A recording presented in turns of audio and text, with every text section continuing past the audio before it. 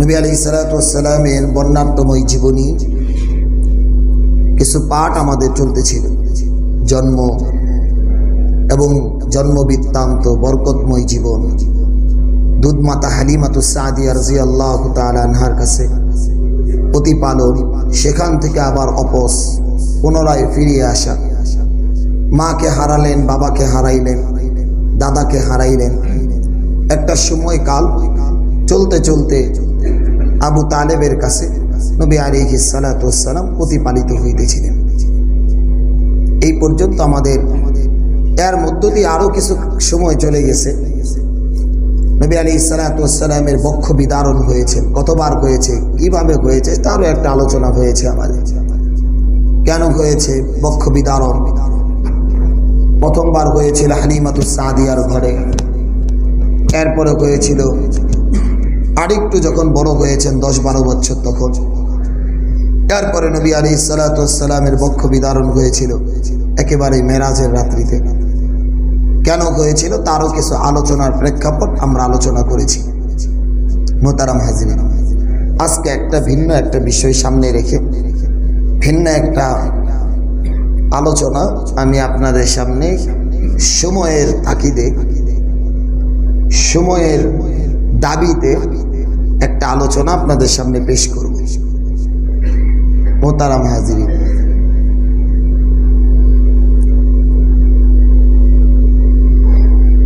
তাওহীদ একাত্মবাদের উপরে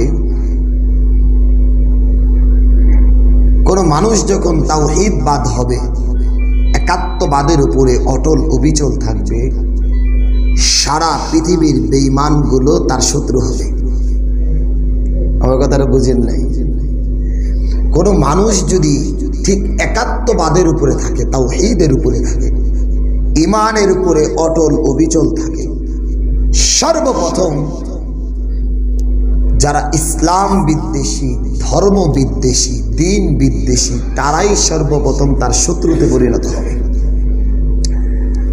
এই ধর্ম বিদ্বেষী যদি হয় পরিবার, পরিবারও আপনার বিরুদ্ধে যাবে। এই ধর্ম বিদ্বেষী যদি হয় রাষ্ট্র, রাষ্ট্র আপনার বিরুদ্ধে যাবে। এই ধর্ম বিদ্বেষী যদি হয় দল, ব্যক্তি, সেও আপনার বিরুদ্ধে যাবে। এই ধর্ম বিদ্বেষী যদি হয় যে কোনো মানুষ, আপনি ধর্মের উপরে অটল অবিচল থাকার কারণে অটোমেটিক সময়ের ব্যবধানে, সময়ের অবস্থার পরিপ্রেক্ষিতে সে আপনার বিরুদ্ধে যাবেই যাবে। আল্লাহ বলে, وقالت اليهود ليست النصارى على شيء وقالت النصارى ليست اليهود على شيء। চমৎকার একটা কথা বলেছেন, ভালো করে বুঝেন। ইহুদিরা বলে খ্রিস্টানরা কিছু না, খ্রিস্টানরা বলে ইহুদিরা কিছু না। মানে তাদের এক দ্বন্দ্ব আর প্রতিদ্বন্দ্বিতার মধ্য দিয়া তাদের ষড়যন্ত্র হইল আল্লাহর জমিনে আল্লাহর দ্বীনকে ধ্বংস করতে চায়। আল্লাহ বলেন, ইউরিদুনা লিইউতফিউ নূরাল্লাহ, তারা চায় আল্লাহর বাতিটারে ফু দিয়ে নিভায় দিতে। তারা চায় ইউরিদুনা লিইউতফিউ নূরাল্লাহ, আল্লাহর বাতিটা যেটা জ্বলতেছে, সত্যের উপরে জ্বলতেছে, ফু দিয়া আল্লাহর বাতিটাকে চিরতরে নিভাইয়া দিতে চায়। আল্লাহ বলেন, ওয়াল্লাহু মুতিম্মু নূরিহি, এই বাতি কেউ নিভাইতে পারবে না, যারা ফু দিতে যাবে তারাই জ্বলে পুড়ে ছারখার হয়ে যাবে। মুসল্লিয়ানে কেরাম, নবী আলাইহিস সালাতু ওয়াস সালাম বলেন, শুনুন, আল কুফরু মিল্লাতু ওয়াহিদ, পৃথিবীর সমস্ত কুফরি মতবাদগুলো, সারা পৃথিবীর সমস্ত কুফরি মতবাদগুলো ইসলামের বিরুদ্ধে, ধর্মের বিরুদ্ধে, আল্লাহর দ্বীনের বিরুদ্ধে তারা ঐক্যমত। তাদের ঐক্য এক, তাদের প্ল্যাটফর্ম এক, তাদের চিন্তা চেতনা এক, তাদের ব্যক্তি চিন্তা এক, তাদের রাষ্ট্রীয় চিন্তা এক। কারণ একটাই, তাদের চিন্তার বহিঃপ্রকাশ ঘটায় আল্লাহর দ্বীনকে মিটিয়ে দেওয়ার ক্ষেত্রে। আল্লাহ বলেন, মুসল্লিয়ানে কেরাম, আমার কথাগুলো বুঝবেন। নবী আলাইহিস সালাতু ওয়াস সালাম 40 বছরে নবুয়ত পেয়েছেন। পুরো হায়াতটা ছিল 63 বছর। কত বছর? হিসাবটা মিলাবেন। 63 থেকে যদি 40 বাদ দেন থাকে কত? 23। এই 23 বছরে 13 বছর মাক্কি জীবন, 10 বছর মাদানী জীবন।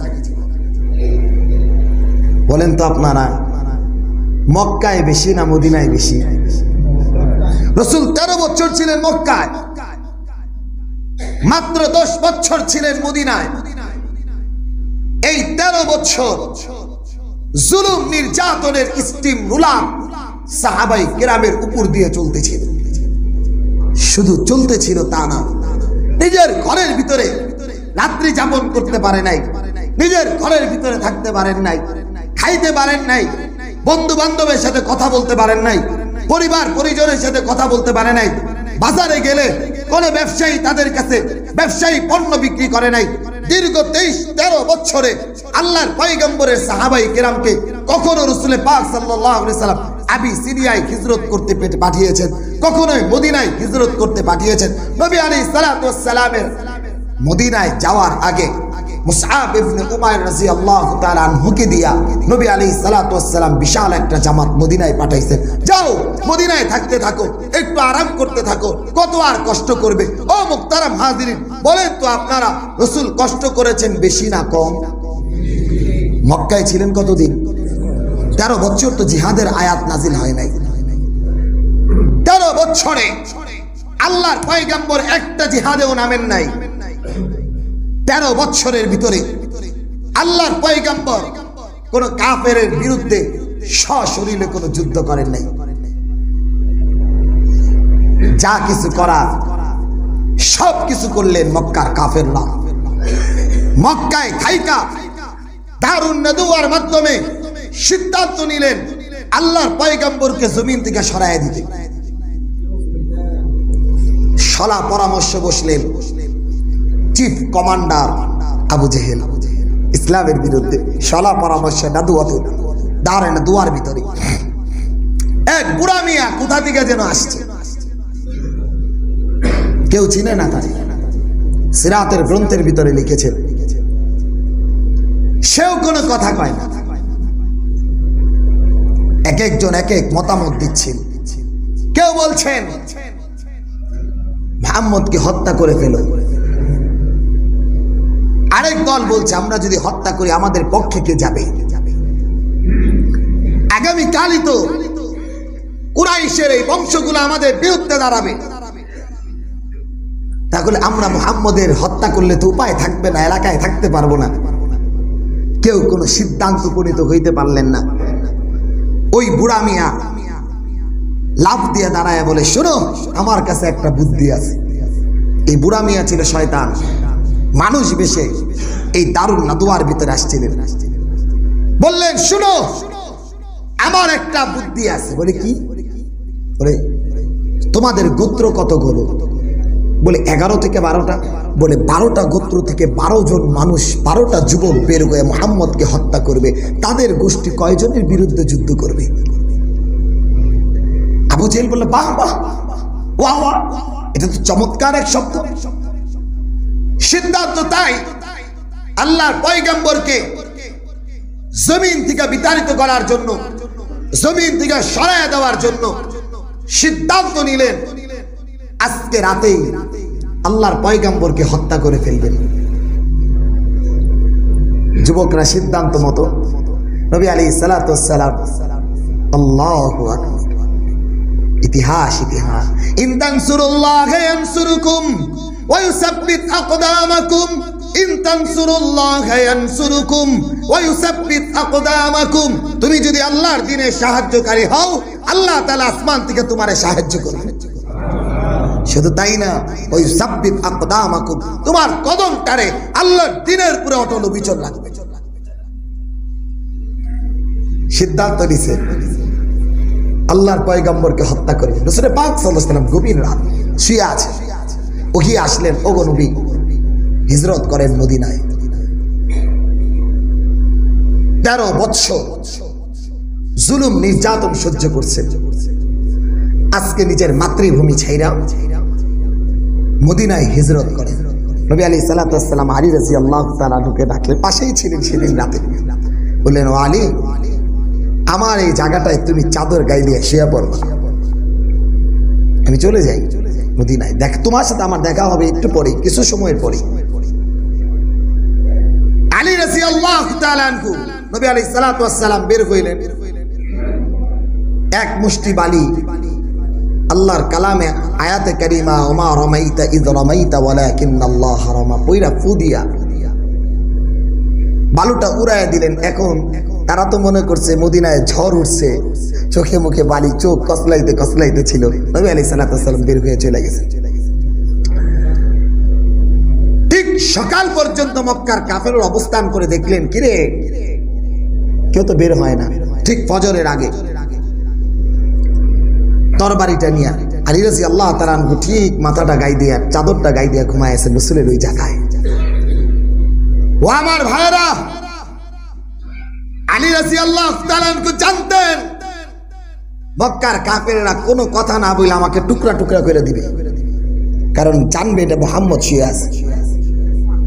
তারপরেও মাথাটাকে একবারের জন্য বের করেন নাই, কারণ জানতেন আল্লাহর পয়গম্বরের চাইতে দামি কোনো নবী পৃথিবীতে নাই। আল্লাহর পয়গম্বর বলেছেন, ও আলী শুয়ে থাকো, এটাই তোমার সফলতা। ঠিক তাদের দিলের ভিতরে যেন কেমন একটা শঙ্কা তৈরি হইল, বলল, আরে মুহাম্মদই শুয়ে আছে না কে শুয়ে আছে, একটু ভালো করে দেখি। চাদরটা টান দিতেই দেখে আলী রাদিয়াল্লাহু আশ্চর্য, আরে মুহাম্মদ নেই, এখানে ঘুমাইতেছিল, আমরাই তো তারে ঘরে ঢুকতে দেখলাম, বের হইল কোথায়, কিভাবে গেল, কোন পদ্ধতিতে গেল? তারা তো হতবাক হয়ে গেলেন। আলী রাদিয়াল্লাহু তাআলা আনহুকে ছেড়ে দিলেন। ও আমার ভাইরা, ভালো করে বুঝবেন, আল্লাহর পয়গম্বরকে দুনিয়া থেকে সরায় দেওয়ার ষড়যন্ত্র করলো মক্কার কাফেররা, নিজের এলাকা থেকে বের করে দিল মক্কার কাফেররা। কারা বের করলো? রাসূলের চাচা। কারা বের করলো? রাসূলের প্রতিবেশী। কারা বের করলো? যারা রাসূলের পাক সাল্লাল্লাহু আলাইহি সাল্লামকে আল আমিন উপাধি দিয়েছেন। তাওহীদের ক্ষেত্রে, একাত্মবাদের ক্ষেত্রে, আল্লাহর দ্বীনের ক্ষেত্রে যখন আল্লাহর পয়গম্বর কাউকে ছাড় দেন নাই, নিজের চাচাই রাসূলের বিরুদ্ধে গেছে। বুঝতেছেন আমার কথা? কখন গেছে? যখন আল্লাহর দ্বীনের ক্ষেত্রে নবী আলাইহিস সালাতু ওয়াস সালাম কাউকে ছাড় দেন। প্রশ্ন ছিল একটাই, এই 360টা মূর্তি মক্কার বাইতুল্লাহর ভিতরে থাকতে পারে না। বাইতুল্লাহ হবে ইবাদত, সেখানে কোনো মূর্তি পূজা থাকতে পারে না, মূর্তির ছোঁয়া থাকতে পারে না। ও আমার ভাইরা, মাঝে মধ্যে যখন অবস্থান আসে, কোরআনে কারীম আমাদের জবাব দিয়ে দেয়। একটা আয়াতে কারিমা দেখতেছিলাম, ইব্রাহিম পয়গম্বর দোয়া করেছিলেন। ইব্রাহিম পয়গম্বর বাইতুল্লাহ ধরে দোয়া করেছিলেন। وَإِذْ قَالَ إِبْرَاهِيمُ رَبِّ اجْعَلْ هَذَا الْبَلَدَ آمِنًا। প্রথম কথা বলছিলেন, ভালো করে আয়াতে কারিমাটা বুঝেন।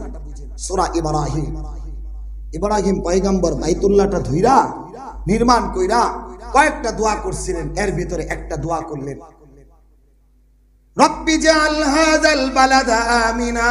ওগো আল্লাহ, আমার এই শহরটাকে, এই বাইতুল্লাহটাকে তুমি নিরাপদ বানায় দিও। 2 নম্বর কথাগুলো, ওয়া জুনুবুনি, আমার এই এলাকাকে নিরাপদ বানায় দিবা। আর নাবুদাল আসনাম, মূর্তি পূজা থেকে, অগ্নি পূজা থেকে, মূর্তি পূজা থেকে আমার এই শহরটারে আগে নিরাপদ বানায় দিবা। কেন? এই মূর্তি পূজা, মূর্তি পূজারীরা যারা হয় তারা কতটা হিংস্র হয় আমি আমার বাবার থেকে দেখে আসছি। ইব্রাহিম পয়গম্বর তো মূর্তি পূজার সন্তান, এজন্য রব্বে কারীমের কাছে এই দোয়াটা আগে করলেন, রব্বি হাযাল বালাদা আমিনা ওয়া জুনুবনি। এক নাম্বার, এই বাইতুল্লাহ যে তুমি নিরাপদ বানাবা, কিভাবে বানাবা? ওয়া জুনুবুনি ওয়া বানিয়া আন না'বুদাল আসনাম, মূর্তি পূজার গ্লানি থেকে, মূর্তি পূজা থেকে আমার এই শহরটারে, আমার এই পরিবারটাকে, আমার এই দেশটারে তুমি আগে নিরাপদ বানাবা, আগে মুক্তি দিবা মূর্তি পূজা থেকে। 2 নাম্বার, এরপরে নিরাপদ দিবা। কেন? যারা মূর্তি পূজা হয়, যারা আল্লাহ বাদ দিয়া কোন একাত্মবাদ অন্য কোন দেব দেবীর পূজা করে, এরা যে হিংস্র হয়, আমার বাবাই আমার বাড়ি থেকে বের করে দিয়েছে। ইব্রাহিম পয়গম্বরের বাড়ি থেকে বের করে দিয়েছে নিজের বাবা। ইব্রাহিম পয়গম্বরের এই দোয়াটা কি ছিল? ও আমার ভাইরা, এই আয়াতে কারিমা থেকে স্পষ্ট, মূর্তি পূজার গ্লানি যেখানে যে অবস্থায় থাকবে, এটা কোন মানুষের মুক্তি আনন্দময় মুখর অবস্থাকে পরিবর্তন করে দিবে। কোন জাতি, কোন দেশ ধ্বংস হওয়ার পিছনে সবচাইতে বড় অবস্থা হইল কোন মূর্তির পূজা, কোন দেব দেবীর পূজা। মুসল্লিয়ানে কেরাম ভালো করে বুঝবেন, নবী আলাইহিস সালাতু ওয়াস সালাম দীর্ঘ 13 বছর মক্কায় ছিলেন। কি পরিমাণ রাসূলের প্রতি নির্যাতন ছিল। ফাতেমা রাদিয়াল্লাহু তাআলা আনহা বলেন, আমি তখন ছোট্ট, আমার মা তখন জীবিত খাদিজাতুল কুবরা। আমি হঠাৎ করে দেখতেছিলাম আল্লাহর পয়গম্বর বাইতুল্লাহ সিজদায় রত। উটের পুরো নাড়ি ভুঁড়িগুলো রাসূলের পাক সাল্লাল্লাহু আলাইহি ওয়াসাল্লামের পিঠের উপরে, মাথার উপরে চাপ দিয়ে চলে গেল তারা। আমি ছোট্ট মানুষ, সরাইতে পারি না, ছোট্ট মানুষ সরাইতে পারি না। নবী আলাইহিস সালাতু ওয়াস সালাম, আমি আমার মাকে ডেকে আনলাম, তারপরে সরিয়ে আমি আমার বাবাকে ঘরে নিয়ে গেলাম। ও আমার ভাইরা, আল্লাহর পয়গম্বর মক্কার জমিনে কি পরিমাণ কষ্ট মুজাহাদা করেছেন। শুধু তাই না, গত কয়েকদিন আগেও বলেছি, কয়েক সপ্তাহ আগে আল্লাহর পয়গম্বর শুয়ে আছেন, আম্মা জান আয়েশা সিদ্দিকা রাদিয়াল্লাহু তাআলা আনহা দেখতেছেন রাসূলের শরীরের ভিতরে ক্ষুদ্র ক্ষুদ্র এক দাগ। আম্মা জান আয়েশা সিদ্দিকা জিজ্ঞাসা করলেন, ওগো রাসূল, আপনার শরীরে কি কখনো বসন্ত রোগ হয়েছে? কোন বসন্তের কারণে আপনার শরীরে এমন ক্ষত বিক্ষত কিনা? নবী আলাইহিস সালাতু ওয়াস সালাম বললেন, না আয়েশা, আমার কখনো বসন্ত রোগ হয় নাই, আমার শরীরে কখনো ক্ষত বিক্ষত কোনো রোগ হয় নাই। শুনো, মক্কার কাফেররা যখন আমার উপরে নির্যাতনের স্টিম রোলার চালাইতেছিল, আমি নিরুপায় হয়ে আমার মামার বাড়ি তায়েফের দিকে গেছিলাম। মনে করেছিলাম তায়েফের মানুষগুলো আল্লাহর দ্বীন গ্রহণ করবে। যাওয়ার সাথে সাথে যখন তাওহীদ আর একাত্মবাদের কথাগুলো বলতেছিলাম, তারা আর কথা না বলে বাচ্চাদেরকে লেলিয়ে দিয়েছিল। পাথরের কোনাগুলো আমার গায়ে যে আঘাত করেছিল, ঢেল ছুঁড়েছিল, ওই আঘাতগুলো আমার শরীরে ক্ষত বিক্ষত করে দিয়েছে। নবী আলাইহিস সালাতু ওয়াস সালাম বদরের মক্কার জগতের ভিতরে 13 বছরে শুধু নিজে না, বিলাল হাবশী রাদিয়াল্লাহু, ও আমার ভাইরা, বুঝাইতে পারবো না আপনাদেরকে। সুয়ারুম মিন হায়াতিস সাহাবা, যারা তাবলীগের জগতে চলেন, হায়াতুস সাহাবা পড়ে দেখবেন। বিলাল রাদিয়াল্লাহু তাআলা আনহু বলেন, আমার মালিক ছিল, আমার মনিক ছিল উমাইয়া। জানতে পারলো আমি মুসলমান হয়ে গেছি, কোনো কথা নাই। আগে মারলেন বেদম, শরীর থেকে পিনকি দিয়ে রক্তগুলো বের হয়ে গেল। আমাকে শুধু বলল, ছেড়ে দাও আল্লাহর দ্বীন, ছেড়ে দাও মুহাম্মদকে। আমি বললাম না, বুকটা ছিল তোতলা। আমি বললাম, আহাদ, আমার আল্লাহ এক, এছাড়া আর কেউ নাই। বাস স্টিম রুলার আরো চললো। কি চললো? বিলাল হাবশী বলেন, আমার উত্তপ্ত বালুর ভিতরে, মক্কার উত্তপ্ত বালির ভিতরে শোয়া দিছে। শুধু তাই না, ওই উত্তপ্ত বালুটার উপরে একটা ইট পাথর, গরম পাথরকে চাপা দিয়া সন্ধ্যা পর্যন্ত রেখে দিয়েছে, খাবারও দেয় নাই, কিছু বলতেও দেয় নাই, শুধু বলেছে ছেড়ে দাও ধর্মকে। আমি শুধু বলেছি আহাদ আহাদ আমার আল্লাহ। বিলাল হাবশি বলেন আমার কান্নার এমন এক অবস্থা চলতেছিল, দীর্ঘদিন চলতেছিল। এক পর্যায়ে যায় আমি দেখি সাইয়েদনা আবু বকর আমার পাশ দিয়ে যাচ্ছেন। উনি বললেন উমাইয়াকে, এ উমাইয়া, এই গোলামটা বিক্রি করবা কি? বলল, এই গোলাম নিয়ে তুমি কি করবা? এই গোলাম নিয়ে তুমি কি করবা? এই গোলাম তো কাজও পারে না, ধর্মহীন হয়ে গেছে। বেলাল বললেন, চাও কত তুমি? বলে চড়াও মূল্য চাই। বেলাল বললেন, আবু বকর বললেন, শুনো, চড়াও মূল্য দিয়ে আমি বেলালকে কিনবো। ঠিক চড়াও মূল্য দিয়া বেলালকে কিনা মুহূর্তের ভিতরে আজাদ করে দিলেন। ও আমার ভাইয়েরা, কতটা নির্যাতন ছিল শুধু বুঝাই আপনাদেরকে। ইসলামের এক বয়সী নারী ছিলেন হযরত সুমাইয়া রাদিয়াল্লাহু তাআলা আনহা। ইসলামের কারণে নিজের স্বামী ইয়াসির রাদিয়াল্লাহু তাআলা আনহু উনারও শহীদ করে দিয়েছেন। আম্মার রাদিয়াল্লাহু তাআলা আনহু উনারও মক্কার কাফেররা শহীদ করে দিয়েছে। সুমাইয়া রাদিয়াল্লাহু তাআলা আনহার লজ্জাস্থান দিয়ে বর্ষা ঢুকায়া হত্যা করছে। নির্যাতনের স্টিম রোলার গুলো মুসলমান সহ্য করেছেন। ও আমার ভাইরা, ইতিহাস গুলো কেন বলছি? আমরা আমাদের জাতির ইতিহাস বলছি। এটা কোনো দেশ, কোনো বর্ণের ইতিহাস না, এটা আমাদের ইতিহাস, ঐতিহ্যের কথা বলছি। আমরা আমাদের জীবনটাকে এভাবে পার করে আজকে এখানে দাঁড়িয়েছি। আমাদের জীবনটাকে আল্লাহর দ্বীনের জন্য যারা পার করেছেন, এদের বদৌলতে আজকে আমাদের মাথায় টুপি আর পাঞ্জাবি আসছে। এমনিই না। সাইয়েদনা ওমর ইবনুল খাত্তাব রাদিয়াল্লাহু তাআলা আনহু শাসন আমল, হঠাৎ করে একদিন খাব্বাব রাদিয়াল্লাহু তাআলা আনহুকে বললেন, ইয়া সাইয়েদনা খাব্বাব, মক্কার জিন্দেগিতে তোমার উপরে মক্কার কাফেররা স্টিম রুলার চালাইছে, শাস্তি দিছে। শাস্তির একটু দৃশ্যগুলো তুমি আমাদেরকে একটু বলো। খাব্বাব রাদিয়াল্লাহু তাআলা আনহু কোনো কথা বললেন না, শুধু ওমর ইবনুল খাত্তাবকে জামাটা তুইলা দেখাইলেন। ওমর ইবনুল খাত্তাব হাউমাউ করে কাঁদতেছিলেন।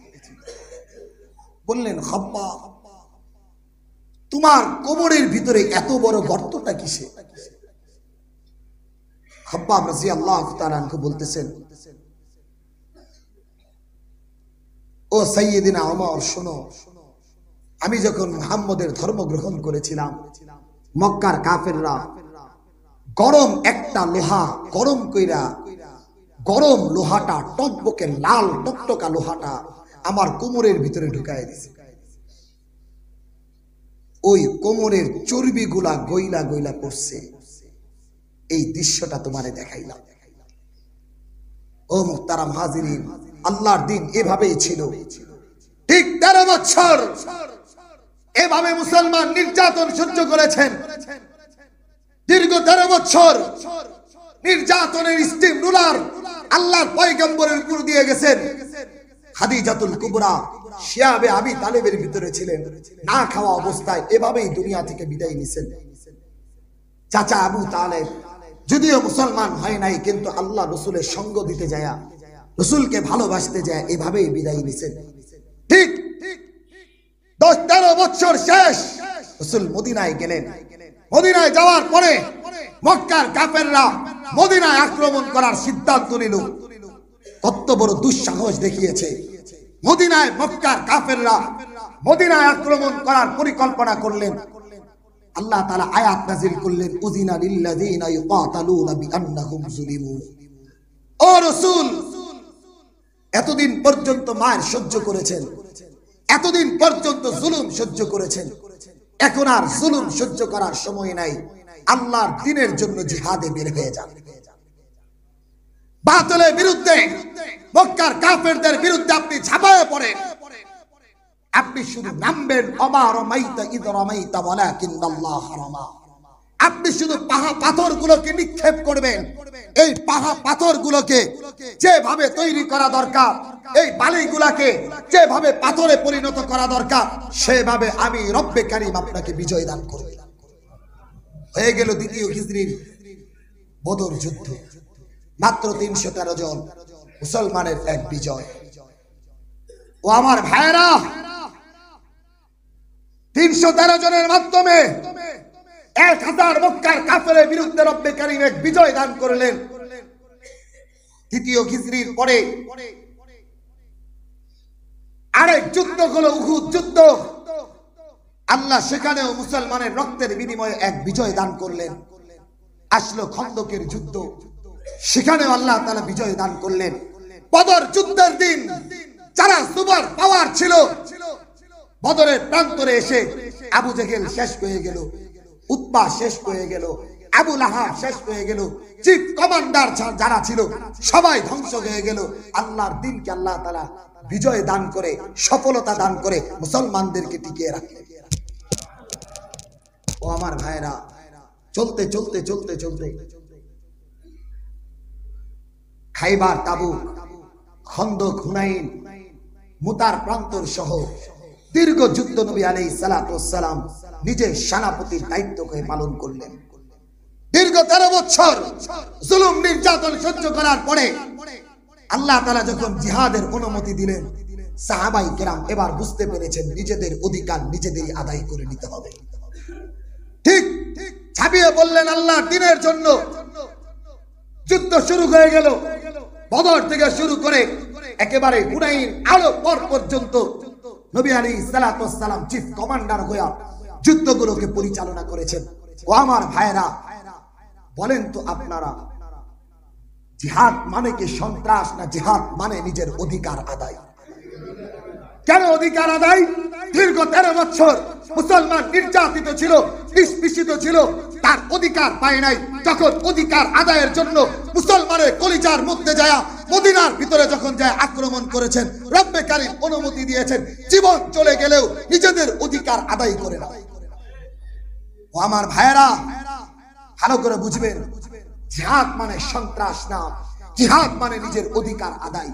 জিহাদ মানে সন্ত্রাস না, জিহাদ মানে আল্লাহর দ্বীনকে বাঁচিয়ে রাখা।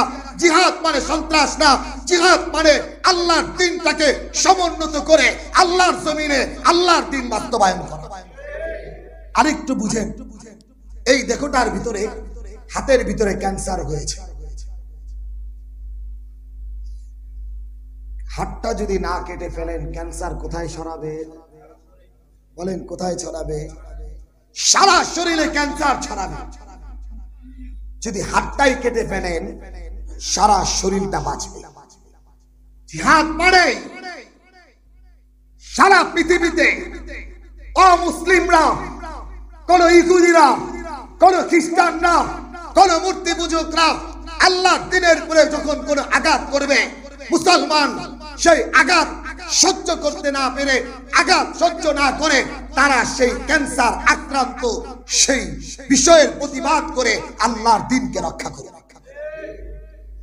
আরেকটু বুঝেন মুহতারাম হাজিরিন, ইহুদিদের দুইটা দল ছিল, বনু কুরাইজা, বনু কয়নুকা। নবী আলাইহিস সালাতু ওয়াস সালাম মদিনায় আরেকটা যুদ্ধের দিকে যাচ্ছেন। শুনতে পাইলেন ইহুদিদের সাথে তো রাসূল পাক মুসলমান এক চুক্তি ছিল, তারা নিরাপত্তা দিবে, তারাও নিরাপত্তা দিবে, এভাবেই চলতেছিল। বনু কয়নুকা যারা ছিল, মুসলমান এক মহিলা স্বর্ণকারের দোকানে গেলেন ইহুদিদের বাজারে। নবী আলাইহিস সালাতু ওয়াস সালাম ওই মহিলা যাওয়ার পরে স্বর্ণকার ইহুদি লোলাপু দৃষ্টিতে তার নেকাবটা ধরে টান দিলেন, হিজাব ধরে টান দিলেন। মহিলাটা ইসলামের জন্য যা কিছু করার তাই করলেন, কিন্তু ইহুদি পিছনের দিক থেকে কাপড়টাকে বেঁধে দিলেন। যখনই মহিলাটা উপর দিকে উঠতেছিলেন, পুরো কাপড়টা উলঙ্গ হয়ে গেল। এই অবস্থায় একজন সাহাবী দেখতেছিলেন, কোনো কথা নাই, ইহুদির গর্দানটাকে আলাদা করে দিলেন। কেন দিলেন? কেন দিলেন? আবার কোন মুসলমান ভাই বোনের উপরে আক্রমণ হবে, আমি মুসলমানের জীবন থাকতে এটা সহ্য করব না। ইহুদিরাও ফুঁসে উঠলেন। আল্লাহর পয়গম্বর আরেক যুদ্ধে ছিলেন, নবী আলাইহিস সালাতু ওয়াস সালামকে জানানো হলো এই বিষয়। রাসূল কাল বিলম্ব না করে যুদ্ধের পোশাক পরে খাইবারের দিকে যাইতেছিলেন দুর্গ বিজয় করার জন্য। এবার আর ইহুদিদের ছাড় নাই। আমার মুসলমান মায়ের গায়ে হাত দিবে, কোন মুসলমান সন্তানের গায়ে ইহুদিরা হাত দিবে, তাকে এক মুহূর্তের জন্য ছাড় দেওয়া হবে না। আল্লাহর পয়গম্বর যুদ্ধের পোশাক পরা খাইবারের দিকে যায় খাইবারকে বিজয় করলেন। আমার ভাইয়েরা, সেই মুসলমান ছিল নির্যাতিত, নিষ্পেষিত, অথচ একজন নারীর জন্য যুদ্ধ করে যাচ্ছে। একজন নারীর সম্ভ্রম রক্ষার জন্য নবী আলাইহিস সালাতু ওয়াস সালাম যুদ্ধ করে যাচ্ছেন, সাহাবায়ে কেরাম যুদ্ধ করে যাচ্ছেন। কেন? এটা আমার অধিকার। আমার দেশে, মুসলমান দেশের, মুসলমান ঘরে, মুসলমান দেশের সমস্ত অবস্থার ভিতরে কোন হিন্দুয়ানি ব্যক্তি আমাদের মুসলমান ভাইকে হত্যা করবে, আমি মুসলমান থেকে বসে থাকবে, এটা অসম্ভব। সাম্প্রতিক সময় ভালো করে বুঝবেন, আল্লাহ তাআলা মুসলমানদেরকে এক হৃদয় দান করেছেন, উশৃঙ্খলতা বিশৃঙ্খলতা থেকে অনেক ঊর্ধ্বে। দীর্ঘ সময় কসাই মুদি গুজরাটে মুসলমানদের উপরে এই পরিমাণ আক্রমণ করেছিলেন, প্রায় শতাধিকের উপরে মুসলমানদেরকে জবাই করেছে। জানেন না আপনারা ইতিহাস? এই কসাই মুদি সে সময় উলামায়ে কেরাম ছিলেন, আলেম উলামা ছিলেন, তারা বাংলাদেশের কোন হিন্দুদের গায়ের ভিতরে তো অনেক দূরের ব্যাপার, কোন দোকানের ভিতরে বাড়িও দেয় না। কেন? এটা মুসলমান শিক্ষা দিয়েছে, রব্বে কারিম থেকেই শিক্ষা। এখনো যে পরিস্থিতি চলছে ইন্ডিয়ায়, মুসলমানের উপরে আক্রমণ, অথচ আমাদের দেশগুলোই অমুসলিমরা নিরাপদ। কারণ এটা কেন? এটা আল্লাহর পক্ষ থেকে আমাদের এক বার্তা, তোমার হাত এবং মুখ থেকে যেন অপর মুসলমান নিরাপদ থাকে। শুধু অপর মুসলমান না, অমুসলিমরাও যেন নিরাপদ থাকে। কিন্তু মুহতারাম হাজিরিন, ধৈর্যের বাঁধ যদি শেষ হয়ে যায়, আমার দেশের 90% মুসলমান দেশে, 95% মুসলমানের দেশে আদালতের চত্বরে যদি আমার ভাই সাইফুলকে হত্যা করা হয়, এজন্য আমি নাজির সিদ্দিক বসে থাকবো না, আমি মুসলমান সন্তান হয়ে বসে থাকবো না। এজন্য এটা আমার অধিকার, এটা আমার অধিকার। আমার অধিকার যদি আমি ফিরিয়ে না পাই, আমার অধিকার আদায়ের জন্য যদি আমাকে যুদ্ধের ময়দান কায়েম করতে হয়, জিহাদের ময়দান কায়েম করতে হয়, নিজের রক্তগুলো ঢেলে দিতে হয়, নিজের জীবনটা বাঁচিয়ে রাখতে হয়, তবুও করতে হবে। কারণ যেই ভাইটা দুনিয়া থেকে বিদায় নিছেন, এই ভাইয়ের সাথে আমার রাসূল আমাকে ভাই, আপন ভাইয়ের সম্পর্ক করে দিয়েছে। আপনার আপন ভাইকে যদি কেউ হত্যা করে, আপনি বসে থাকবেন? আপনার বাবা বসে থাকবে? আপনার মা বসে থাকবে? তাহলে পৃথিবীর আনাচে কানাচে কোন মুসলমানের গায়ে হাত দিবে, সেই মুসলমানের সাথে রক্তের কোনো সম্পর্ক নাই, ওই মুসলমানের সাথে আমার বংশের কোনো সম্পর্ক নাই, ওই মুসলমানের সাথে সবচাইতে বড় সম্পর্ক হইল আমার রাসূল তারে আমার ভাই বানায় দিয়েছে। এজন্য মুহতারাম হাজিরিন, কাল হাসরের কঠিন ময়দানে যেদিন রব্বে কারিম বলবেন, তোমার মুসলমান ভাইকে হিন্দুরা জবাই করলো, তুমি কি করলা? আমি যেন রব্বে কারিমের সামনে দাঁড়ায় বলতে পারি, রব, আমি আমার জায়গা থেকে যেটা করার সেটাই করেছি, জবান উন্মুক্ত করেছি, রাজপথগুলো কাঁপিয়েছি, যেভাবে যা করা দরকার সেইভাবে করিয়েছি। ও আমার ভাইরা, আরেকটা ভালো করে বুঝেন, এখন তো নেটের জগতে সবাই দেখেন, 2016-17 মনে হয় হোলি 8-এ যেন আক্রমণ হয়েছিল না, মনে আছে আপনাদের? কত সালে? 17 মনে হয়, হ্যাঁ 16 হোলি 8-এ যেন আক্রমণ হয়েছিল। এই ছেলেদের ভিতরে একটা ছেলে জেলখানার ভিতরে শুধু স্বীকারোক্তি দিয়েছিল আমার ডক্টর জাকির নায়েকের সাথে একটা সম্পর্ক আছে, ওনার লেকচার গুলো আমি শুনি। এই জন্য যদি ডক্টর জাকির নায়েককে, ভাই ভালো করে বুঝবেন, ইন্ডিয়ায় থাকতে না দেওয়া হয়, ডক্টর জাকির নায়েকের সমস্ত লেকচার যদি বন্ধ করে দেওয়া হয়, ওনার পিস টিভি যদি বন্ধ করে দেওয়া হয়, ওনার সমস্ত চিন্তা চেতনার ধর্মীয় মাইন্ডের বিষয়গুলো যদি একটা জায়গায় একটা আক্রমণ হওয়ার কারণে সে তার অনুসারী না কোনোদিন দেখাও হয় নাই, শুধু তার বইগুলো পড়েছেন, একটু তার কথা শুনে নিজেকে ধর্মের দিকে এনেছেন, এজন্য যদি ডক্টর জাকির নায়েক দেশান্তরিত হয়, ইসকনের কারণে আমাদের মুসলমানরা আক্রান্ত হয়েছেন, এই ইসকনকে নিষিদ্ধ করতেই হবে। এটা দেশে রাখতে পারবে না, এই সংগঠন পৃথিবীতে চলতে পারবে, কারণ এরাই আমার ভাই সাইফুলকে হত্যা করছে।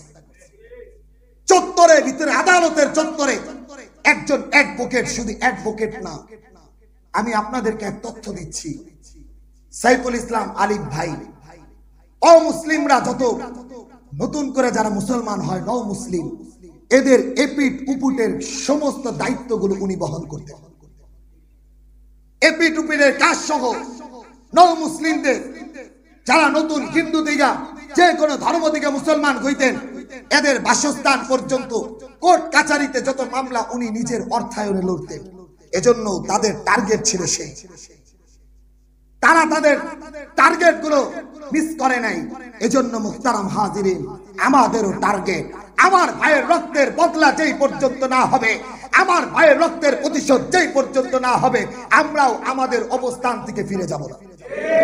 এজন্য মুহতারাম হাজিরিন, এটা ইমানের দায়িত্ব। রাসূল বলেন, আল মুমিনুনা কারাজুলিন ওয়াহিদিন, সমস্ত মুসলমান এক সূত্রে, এক দেহের মতো। ইনিশতাকা আইনুহু, কখনো যদি চোখ ব্যথা হয়, আরেক ভাইয়ের চোখ ব্যথা হলে তুমি যেন সেই ব্যথাকে অনুভব করো, আরেকজনের মাথা ব্যথা হলে তুমি যেন সেই ব্যথাকে অনুভব করো। এজন্য মুহতারাম হাজিরিন, আমি আমার জায়গা থেকে যেটা পারি সেটাই করব।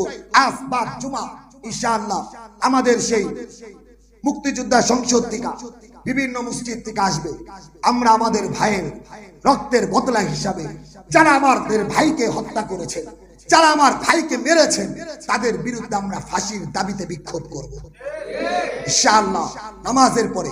কিন্তু মুহতারাম হাজিরিন, যারা অপরাধী তাদেরকেই শাস্তি দেওয়া, যে অপরাধ করে নাই তাকে শাস্তি দেওয়ার বিধান ইসলাম দেয় নাই। এজন্য আমরা শান্তি শৃঙ্খল ভাবে বিক্ষোভ মিছিল করব, আমাদের ইমানি দায়িত্বগুলো আমরা পালন করব। সেই সাথে কোন অমুসলিমের দোকানে অনেক দূরের ব্যাপার, কোন অমুসলিমের দিকেও চোখ তুলে তাকাবো না। এটা আল্লাহ তাআলা আমাদেরকে শিক্ষা দিয়েছেন, পয়গম্বর শিক্ষা দিয়েছেন। কেন?